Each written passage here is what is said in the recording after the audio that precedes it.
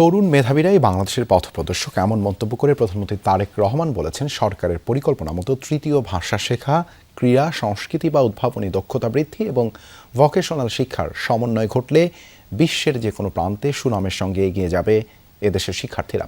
বিকেলে মাধ্যমিক স্তরের শিক্ষার্থীদের বিজ্ঞান ও প্রযুক্তিভিত্তিক উদ্ভাবন প্রদর্শনীর অনুষ্ঠানে এই মন্তব্য করেছেন প্রধানমন্ত্রী তারেক রহমান।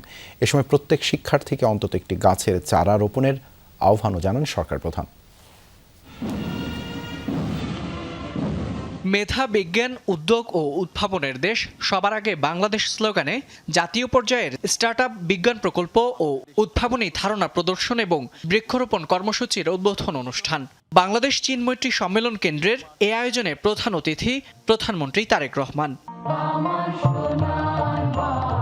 অনুষ্ঠানে চ্যাম্পিয়ন সেন্ট জোসেফ উচ্চ মাধ্যমিক বিদ্যালয় সহ সেরা 10টি প্রকল্প ও উদ্ভাবনী ধারণার জন্য শিক্ষার্থী ও শিক্ষকদের হাতে সম্মাননা তুলে দেন প্রধানমন্ত্রী।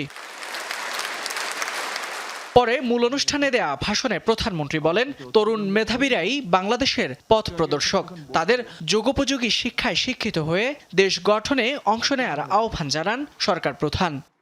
যেই কাজগুলো করতে চাইছি সবকিছু তোমাদেরকে ঘিরে, কারণ আমরা আছি, কদিন পরে আমরা থাকবো না, কিন্তু তোমরা থাকবে, তোমরা বাংলাদেশকে সামনে নিয়ে যাবে, তোমরা বাংলাদেশকে গড়ে তুলবে। সেটা স্পোর্টসে হোক, সেটা ইনোভেশনে হোক, সেটা যে কোনো কিছুতেই হোক না কেন, বাংলাদেশকে ভবিষ্যতে সামনে ভবিষ্যৎ পৃথিবীতে তোমরা নেতৃত্ব দিবে।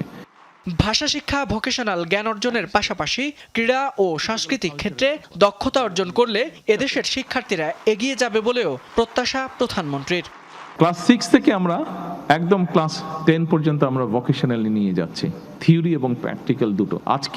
তুমি যদি একটা থার্ড ল্যাঙ্গুয়েজ জানো, তুমি যদি ইংলিশ জানো, তুমি যদি ধরো সুন্দর একটু ছবি আর্ট করতে পারো, তাহলে তুমি এখন চিন্তা করো, তুমি বাংলাদেশের ভেতরেই থাকো, তুমি বাংলাদেশের বাইরেই যাও, তুমি যে কোনো কাউরের সাথে, কিন্তু যে কোনো দেশের ছেলে মেয়ের সাথে তুমি কম্পিট করে টিকে থাকতে পারবে না। মাধ্যমিক ও উচ্চ মাধ্যমিক পর্যায়ের শিক্ষার্থীদের সেরা প্রায় 100টি স্টার্টআপ বিজ্ঞান প্রকল্প ও উদ্ভাবনী ধারণা প্রদর্শনীর স্টল ঘুরে দেখেন প্রধানমন্ত্রী।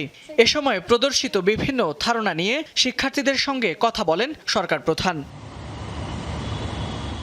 এর আগে অনুষ্ঠানের শুরুতেই সারা দেশের 29,000-এরও বেশি মাধ্যমিক পর্যায়ের শিক্ষা প্রতিষ্ঠানে একযোগে বৃক্ষরোপণ কর্মসূচির উদ্বোধন করেন প্রধানমন্ত্রী। প্রতি বর্ষায় শিক্ষার্থীদের অন্তত একটি করে গাছ লাগানোর আহ্বান জানান তিনি। প্রত্যেক বছর একটা করে গাছ রোপণ করবে, গাছের চারা রোপণ করবে। সেটা ফয়সাল মাহমুদ, যমুনা নিউজ, ঢাকা।